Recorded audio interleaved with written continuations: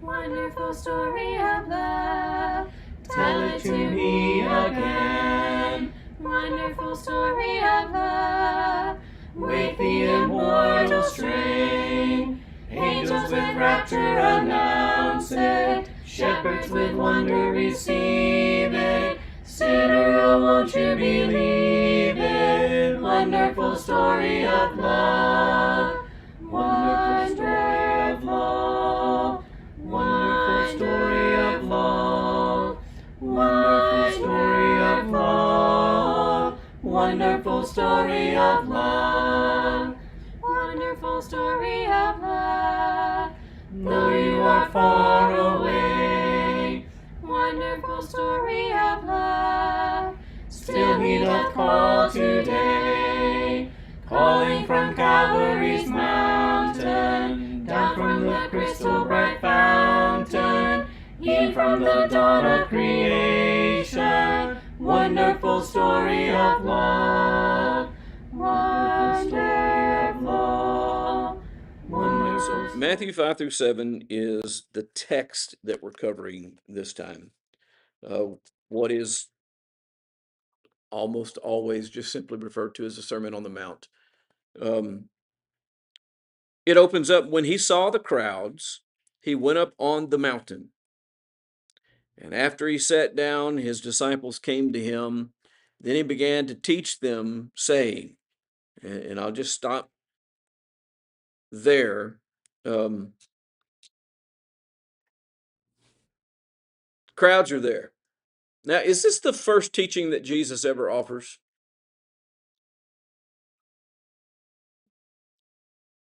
I'll agree with the sentiment.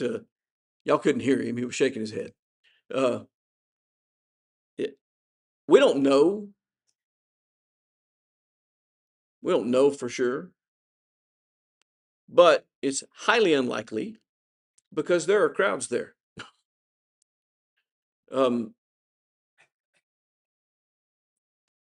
Crowds don't come out to listen to someone that they don't know, that they've never heard of. So that gives us some insight into the point of this.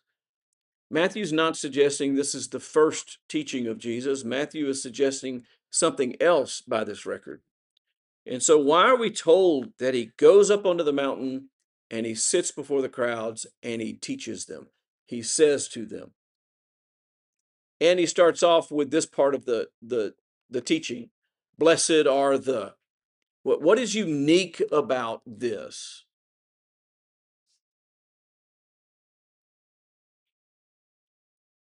I think number one, the place is deliberate. I think he goes onto the mountain intentionally because the law of God that Moses brought came from the mountain. And so there's an intent to the place. I believe that the posture is deliberate that he takes. He presents himself as a teacher. I think that he is clearly, in this case, not reacting to questions that are being brought to him. Much of the New Testament shows the teaching of Jesus coming when people come to him with questions. That is not what's going on here. There's crowds, but there's no indication that he's been asked any questions. Instead, he positions himself to instruct.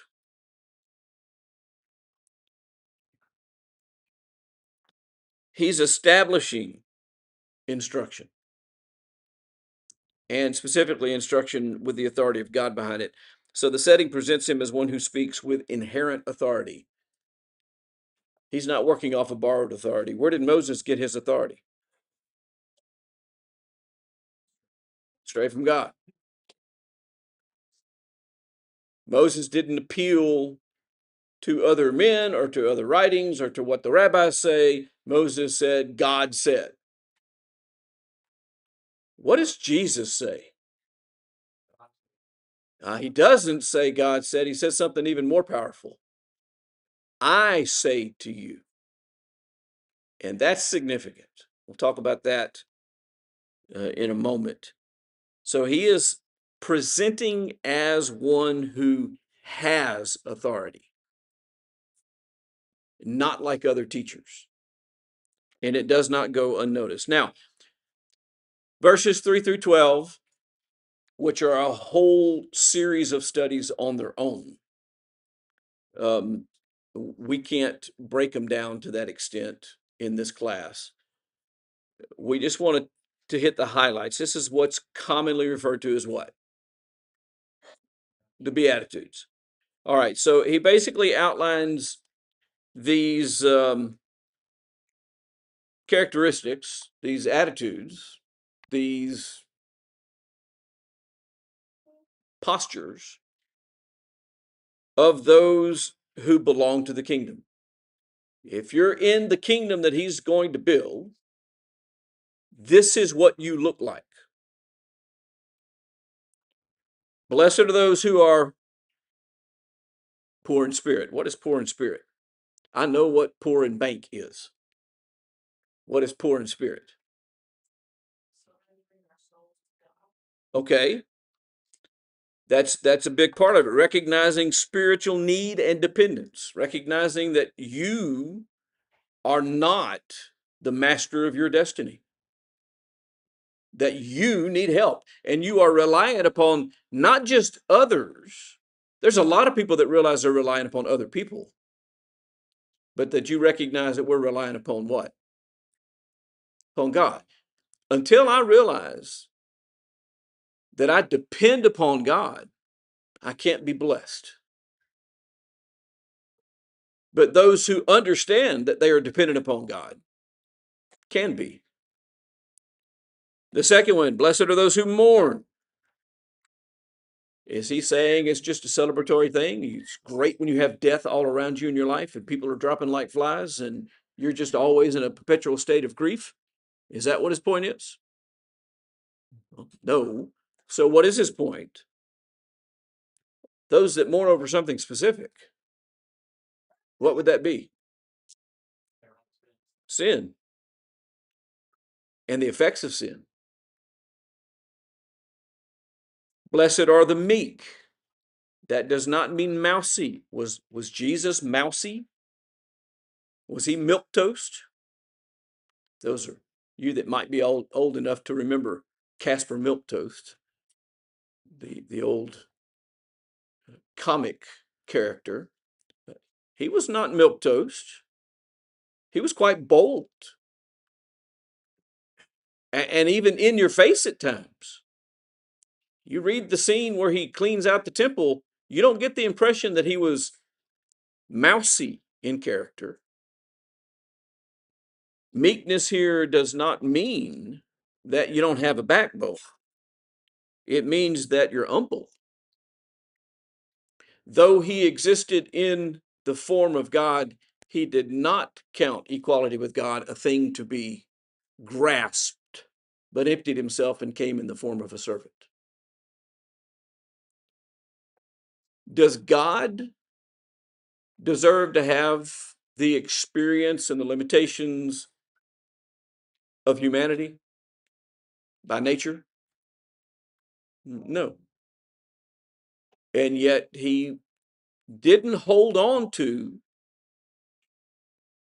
that authority and presence and power over creation, but instead came in the form of a servant and actually taught himself, I came not to be served, but to serve and to make my life a ransom. So that meekness, that humility, that is not self-asserting. Again, we talked about this a little bit last week in that comparison with him and Moses. Moses also was identified by God as being what? The meekest who had ever lived. And Jesus is shown to be what? Even more so. And Jesus here teaches folks, if you want to be blessed by God, then this is a character trait that you must have.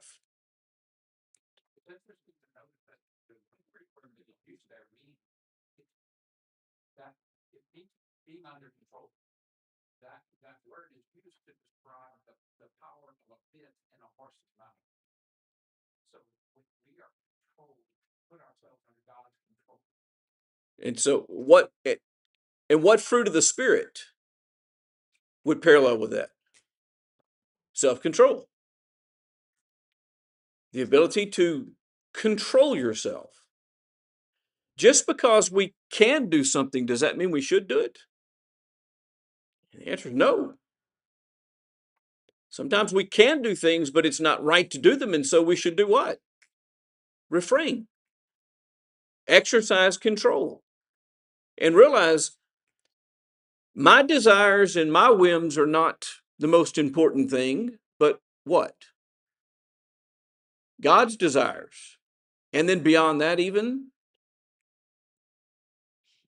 the effect on others around us.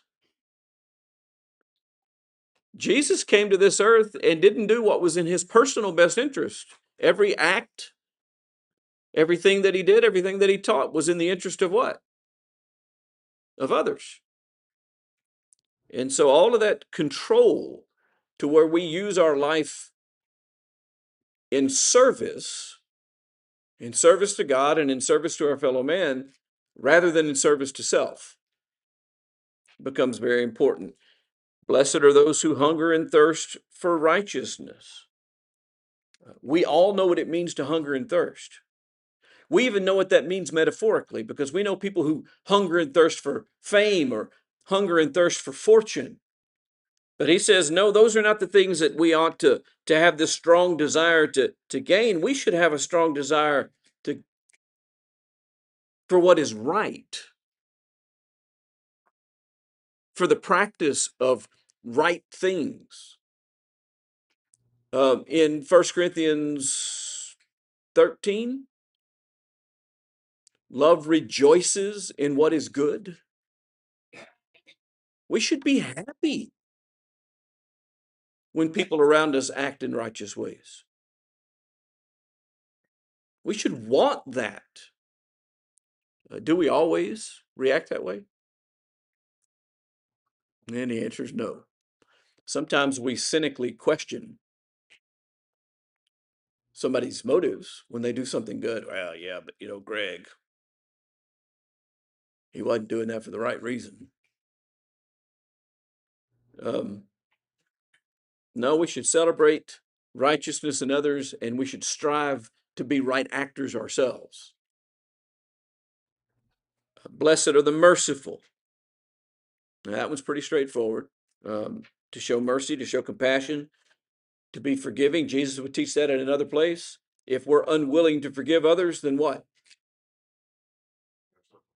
We will not be forgiven. God will not show mercy upon those who themselves are unwilling to show mercy. Blessed are the pure in heart. What does that mean, pure in heart? Does it mean that you don't have any calcium buildup or cholesterol buildup in your arteries in your heart? No.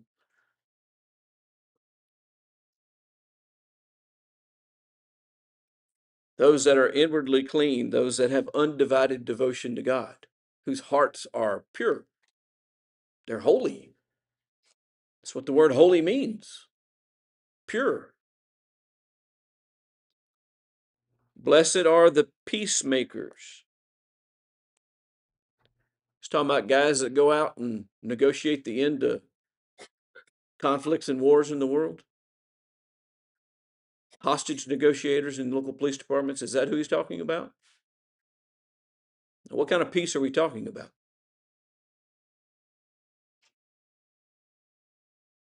Can we do things that make for peace? And the answer is yes. In fact, we have to do things that make for peace if we're Christian. That's, okay, so that's part of it, without a doubt, teaching the gospel. Right. Reconciliation with God and reconciliation among ourselves. As far as it lies within you, be at peace with all men. Now, does that mean that peace will always exist? No. But if you're a peacemaker, what does it mean?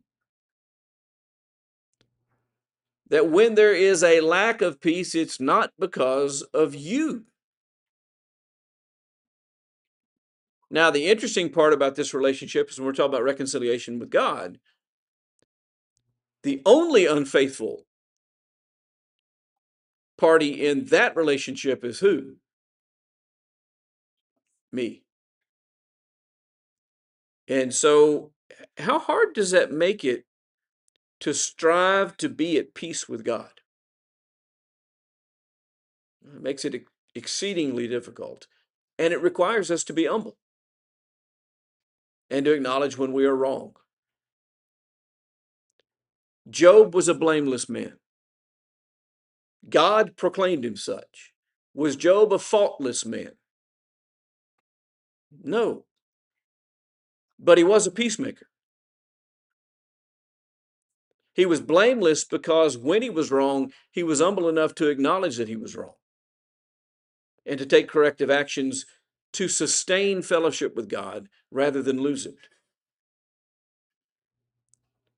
Blessed are the peacemakers. Blessed are those who are persecuted for righteousness' sake. Not just blessed are the persecuted. There's a lot of people who have a complex in which they are always persecuted. Everything that's said and done is done to harm them. He doesn't say blessed are the persecuted. He said those that are persecuted for righteousness' sake. Now, there is no better example of that than whom? Jesus. Through no fault of his own, he suffered great persecution. He was the epitome of an humble peacemaker who was merciful and who was meek, and yet he still suffered at the hands of men. But it was for righteousness. In fact, if we go back, there's an interesting line that we talked about a few weeks ago when Jesus presented himself to John to be baptized. What was John's response to him? Yeah, I'm not worthy to do this. You should be baptizing me. I'm not even worthy to untie your sandals, is what he would say later. But what was Jesus' response? Suffer it to be so for righteousness' sake. Everything Jesus did was for righteousness. So that right could be modeled and could be known and could be practiced and could be done. So that reconciliation between God and men could be possible. Everything was about that. Blessed are those who are persecuted for righteousness' sake. These are not external things. These are inward realities, or they should be inward realities. They're not always realities, but they ought to be. And who is the sole person who controls whether I am poor in spirit, whether I mourn over my sin, whether I am meek, whether I am merciful, whether I'm pure in heart, whether I'm a peacemaker, whether I suffer for righteousness rather than suffer for my evil? What's God's attitude about those who suffer for evil? That's your just reward. What? Who is the only person, literally the only person who controls whether or not these things describe me? Me.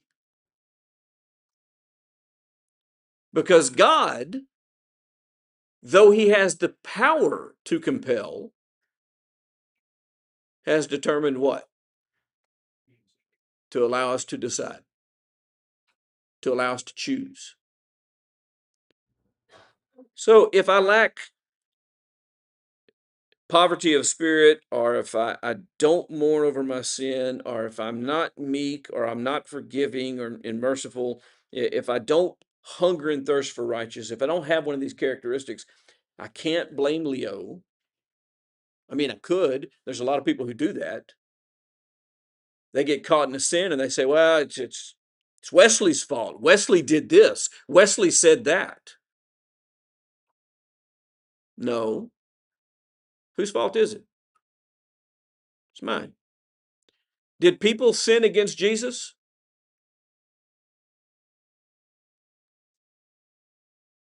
Did Jesus sin in return? So I don't care how poorly Greg treats me. I decide whether or not I'm going to be merciful and gentle and a lover of righteousness in spite of what happens. And that's what he's teaching here. He is teaching them not something contrary to the law. We're going to talk about this more as the class develops. He's not teaching them something. I've heard this expressed before, and it's just wrong. That the old law was all about the external acts, and that it changed to be something different. Do you know what he's teaching here? What the intent of the law of Moses was. The purpose of the law of Moses was to bring people to these characteristics. When he said to them,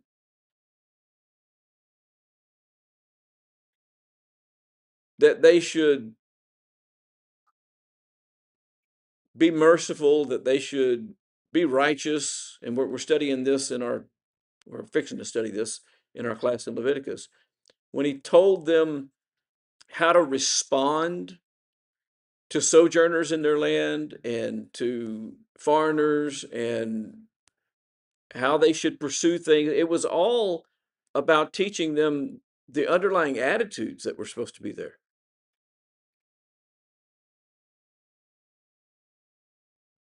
They just missed it, which, by the way, we do as well. Even though he's gone into more detail with us and said, hey guys, understand, I'm not just talking about the behaviors, I'm talking about your hearts too. He actually went through the trouble of actually expressing that to us, and we still miss it. We still think it's okay for me to not like David as long as I don't actively hurt him. So it's okay for me to want to hit him in the nose as long as I don't hit him in the nose. Well, is that the attitude that I ought to have? And a lot of times we do. We justify it. We say, well, you know what? But I didn't do it. No, but you wanted to. And Jesus deals with that. He says that when you've lusted in your heart for someone, you're just as guilty as when you commit adultery.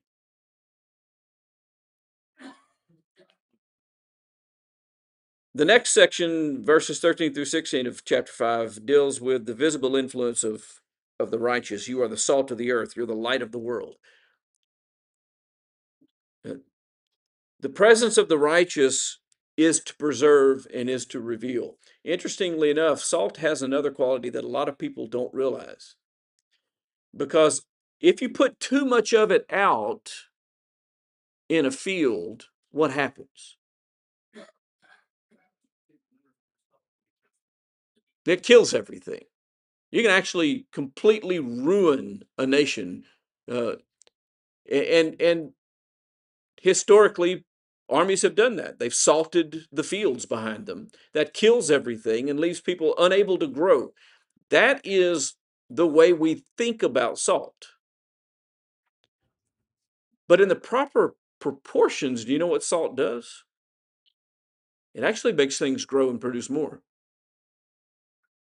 And there's that aspect of this when he says you're the salt of the earth, to saying that our job in this world is to make it be preserved and make it to flourish. Righteous individuals' conduct is to be visible, but not to direct attention to ourselves, to instead direct attention where? To God. Let your light shine before others, that they may see your good works and give glory to your Father. Now, there's two things about this. Now, first off, I'm going to say you cannot always control what other people think. There are some people out there who just don't know enough to know who to give glory to. But controlling for that, our behavior and the way that we act and present ourselves makes a difference. And I'll use Moses as an illustration again. I gave you water from the rock. No, you didn't. On top of that, and this was the second time, right? The first time he did exactly what God told him to do and gave God glory. It was the second time God said, speak over the rock. Now, the first time he said, strike the rock. The second time he said, speak over the rock. But what did Moses do? He got irritated at them and he hit it and then said, I gave you the water. And God said, you didn't do what I told you to do, and you took glory unto yourself, and that's not okay. There is a function in which when we do the right thing, we could do it in the wrong way. And he says, let your light shine so that they may see your good works and glorify God. So you do this in a way that God is glorified, not yourself. You don't say, look at what I've done. You say, I'm a servant of God, and I've done only what I've been required to do.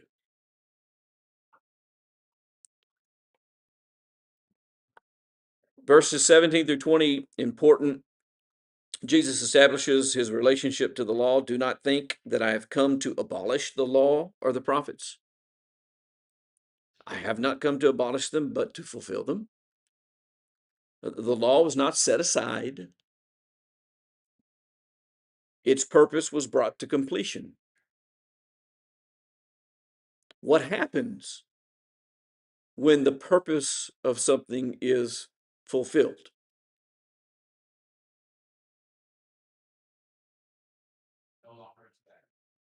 It passes away. Only happened one time in my life, and I'm not too old yet, but I'm getting old enough that I can use illustrations like this. Only one time in my life have I seen this happen, but it has happened. And it's been in my time since I've been here in Lafayette.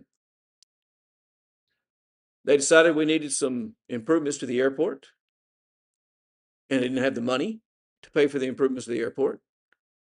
And so the government said, what? There's only one way for government to raise money. It's a tax. That's it. That's the one way for government to raise money. And so they said, we are going to impose a new tax. And they did, a sales tax all over Lafayette Parish, with the stated intent to raise a specific amount of money and to be exercised for a certain amount of time. And then once that goal was accomplished, it was over. And unlike every other time that that's been done, they actually did it. And they actually used the money to do the improvements at the airport. It's really an amazing thing. They did what they said. But that is the way laws work. Now, are there some laws that have a perpetual end? Yeah. Some laws never are finished until there's no more people. Murder will be, non-murder will be in force until there are no more people to murder. But then what happens to that law when the world is no more and there are no more people walking on it? Is there any need for thou shalt not murder? No. There's no one to murder. No way to do it. So even that eventually will pass away. Law of God, the ones that he built for a specific purpose, once that's brought to completion, then it passes away. The ones that are perpetual, they last until when? Until he revokes them. Not even the smallest part of the law was dismissed. The required righteousness on our part, interestingly enough, we're told exceeds that of the Pharisees, the people who are most careful, at least of the small things in the law. He says your righteousness has to exceed theirs. It's not that the law has been set aside, and that's the mindset that a lot of people have today.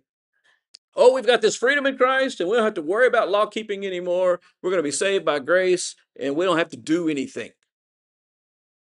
No, we still have to practice righteousness. And if we don't love and pursue righteousness, then we can't be blessed. That's what he just said in the Beatitudes, right? Blessed are those who hunger and thirst for righteousness. You're looking at it the wrong way if you think that the law has been removed. The Mosaic law was fulfilled. It accomplished the purpose that it was sent to do, and it was no longer, therefore, the ruling thing. What Jesus did in the next verses, starting in 21 and going through 48, is this series of, but I tell you. You have heard that it was said, but I say to you. Was he saying, Moses said this, and he was wrong, let me tell you? No, that's not what he's saying at all. He says, you've heard about anger and murder. Let me explain to you what the real threshold is, because you're stopping short of the real threshold. You've heard about adultery. Let me tell you about lust. You've heard about divorce. Let me tell you what God's intent from the beginning was. You've heard about oaths. Let me tell you about how honest you need to be. If you say yes, then you must mean yes.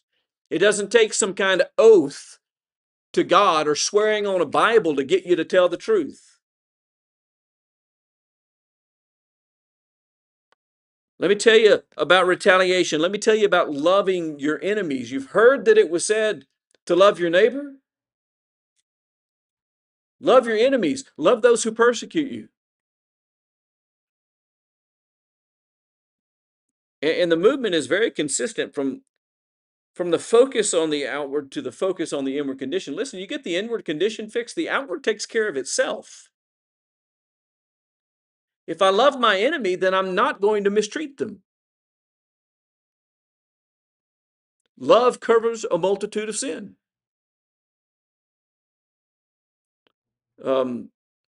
If I don't lust for those that I have no right to be with, adultery is not a problem. I'm not going to commit it. If I don't hate, I'm not going to murder.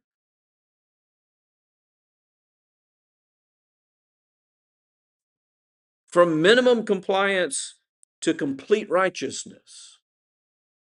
That's what he's teaching here. Don't just try to comply. Try to be the embodiment of the commands of God, of the righteousness of God. Jesus doesn't merely restate the law. You know what he does? He explains the full demand of the law. This is what God was actually requiring. You've misunderstood what he was requiring of you. And then he gets into chapter 6, and I've got 3 minutes left, so we're probably going to have to cover part of this next time. Righteousness is directed toward God, not men. Jesus warns against practicing your righteousness for human recognition. Don't just do the right thing because somebody's watching you, or because you want to be seen, or because you want to get credit. And so he uses 3 different things: giving and prayer and fasting as examples. Don't give to have someone go, wow, what a generous guy. If that's what you're looking for, then when you hear someone say it to it, you just got everything you're going to get from it. I'm going to tell you, I don't think there's a local congregation on the planet, if you showed up with a $10 million check and put it in the collection plate, that wouldn't accept it. I'm just going to tell you up front. Even if you brought in one of those big jumbo checks and somebody with a camera to take a picture of you presenting it, I think they'd probably still take it. But I'm going to also tell you this, God will not be impressed when you bring in the big jumbo check and get a picture.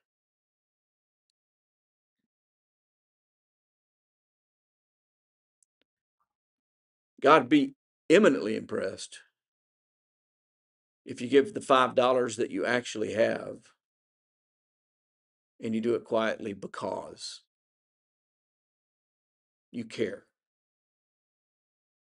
and you want to contribute and help and please Him. Prayer is the same thing. You get the opportunity to lead a public prayer maybe. And maybe this is important to you and you want to sound good, so you rehearse and you practice and you write out and you memorize. And all the people come swarming around you. Whoa, what a beautiful prayer. I just love the way you pray. It's just so beautiful and so moving. He said, if you're praying to be heard by men, well, enjoy the accolades because that's what you receive. You know what God cares about? Your heart. Fasting is the same thing. He said, basically, when you fast, wash your face and comb your hair and put on some clean clothes and don't walk around going, I haven't had anything to eat in 2 days. I'm fasting to the Lord. Your Father who sees in secret will reward you. Doesn't matter if not a single person on the planet knows what you're doing. God doesn't miss it if it's genuine and real and heartfelt and righteous. The issue is not the act, but the intention behind the act is what He's concerned with. All right. Now, I got to say something real quick before I stop. That doesn't mean that the act, when it's a righteous act that's been commanded, isn't important. The act needs to be carried out. You can't just have a good attitude and say, well, if I was to do this, I'd have the right attitude about it. You do have to do it. But even if you do it, if the attitude's wrong, it doesn't matter. We'll pick up in the middle part of chapter 6 next time, if I remember, and move from there. I appreciate everybody's presence and attention and participation this morning. Wonderful story of love, tell it to me again. Wonderful story of love, wake the immortal strain. Angels with rapture announce it, shepherds with wonder receive it. Sinner, oh, won't you believe it? Wonderful story of love.